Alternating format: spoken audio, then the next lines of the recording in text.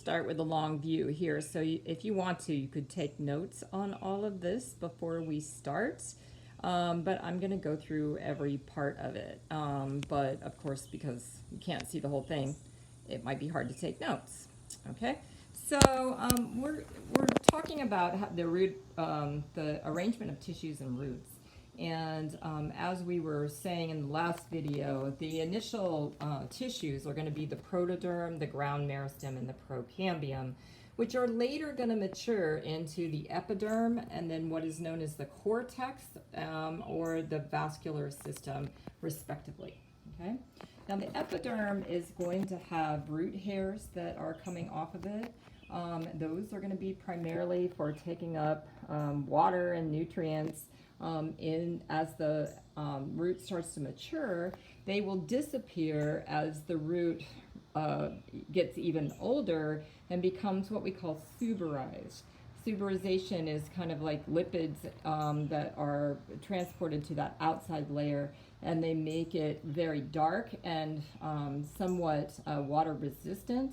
If you've ever dug up roots, you might have seen a part that is really white on the very tip. That would be, you know, the main part of the root that is taking up water and nutrients. That would include the root hairs. And then the darker part is the suberized part. Now, before that, it might just have multiple layers of epiderm, or in addition, instead of suberization, it might have multiple layers of epiderm, each of them having their own cuticle. So that would just also make a water repellent layer. This is the root hairs in general, but other parts of that, that beginning part of the root, that is the white part of the root, would contain what we call mycorrhizae. Mycorrhizae is a symbiotic fungi that can be in roots, and because it's a fungi, it will send out mycelium out into the soil, and it acts like extra root volume for the plant, so that it takes up water and nutrients and brings it inside of its body, which is inside the plant. So it gets a nice little place to live, not exposed to the environment, so to speak, and getting some of the water and nutrients that the plant is going to bring up, and it gives the plant some additional nutrients. Most plants have some kind of mycorrhizal association. Okay, the next type, layer is called the cortex. The cortex is the main body of the root and the plant in general. In the stem, it would be photosynthetic. In the root, it is not. It is mainly for storage, like we were talking about before, of starches. And it is also the big part is transport of water and nutrients from the soil through this tissue to the innermost layer of this cortex called the endoderm. Now the endoderm is kind of a special layer. It has in between each of the cells, so vertically in between each of the cells, is going to have a strip of water repellent material called the Casparian strip. So I always think of this like bubble wrap, where the layers in between the bubbles are that plastic stuff. So that's the Casparian strip. And then each of the bubbles is a cell. And in order to get through the endoderm, you have to go through a cell. So you're going to see that the transport of materials across membranes is a little bit harder and might take energy and so forth, unlike going between cells, which can happen in the rest of the cortex. You can go between cells or across cells very easily, whereas when you reach the endoderm, you have to go through a cell, and that slows everything down, and therefore it acts as a regulatory layer for what goes inside of that, which is the vascular system. So the vascular system is the most inside layer, and it is mainly for transport of things through the xylem and phloem. And but it also includes a layer called the pericycle, which is a meristematic layer that gives rise to the lateral roots that we were talking about earlier. And in eudicots, it has another layer called the vascular cambium, which is basically just a layer of parenchyma that has not differentiated between the xylem and the phloem, and it will make new xylem and phloem cells as that root starts to get larger. And later on in secondary growth, it will be more important in the secondary growth as well. So we'll talk about that later. Okay, so let's just look at the tissue arrangement. So in monocots and so like I said, we're comparing monocots and eudicots because those are the main types of plants that we see around us. These are cross sections. So this is like if I were to cut a root directly across the top of it. And I'm looking down on the root cross section.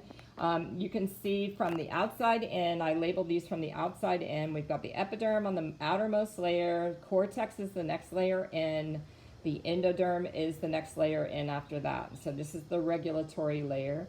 Right inside of that is the pericycle, and in the monocot, you have the xylem and phloem sort of alternating, where the xylem are the larger vessels because they're transporting water and they need, to get a lot of water inside the plant, and the phloem is smaller, kind of in between. Generally speaking, the xylem is more internal than the phloem.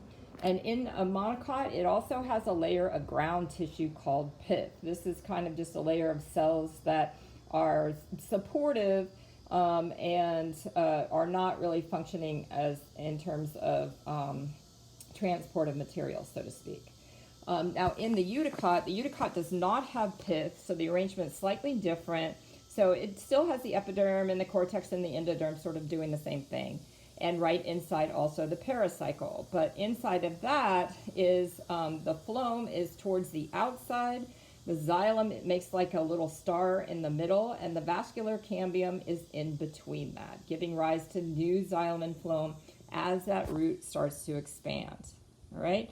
Now, overall, if I were to look at a monocot versus eudicot, a monocot root, remember, is a fibrous root system, so little tiny roots, and in general, the vascular cylinder, which is the, everything inside the endoderm, is taking up the predominant part of the root. In other words, if I were to look at it, it would be, about over 50% of the root at least, okay?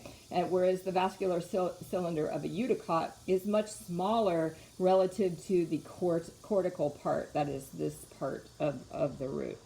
Now, a side view of the root, or a lateral view, is the other way of looking at it. So this is a eudicot, so you can see the star-shaped thing in the middle here. Of course, the endoderm is what would stain well. It would be hard to see the pericycle exactly, but that would be the layer just inside. And the phloem, of course, is in between, all right? The vascular cambium is in between that. So you can see, under the microscope, you would not see things as clearly as I have it drawn. But this is just a lateral view, so you can see, the apical meristem down here. These would be the tissues forming, but inside the vascular cylinder, you would have the vascular tissue, a xylem in the middle, phloem, vascular cambium right outside of that, and the phloem outside of that, pericycle, endoderm, cortex, and epiderm, naming them from the inside out this time. Okay, this is another view. This is our root model that we were looking at. Nicer colors maybe than my drawing. So you try to name them. Epiderm, cortex, endoderm, pericycle, phloem, xylem, vascular cambium. So this would be a eudicot. Okay.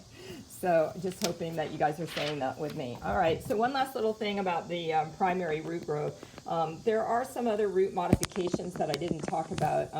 We were talking about adventitious roots. Those are like roots from cuttings.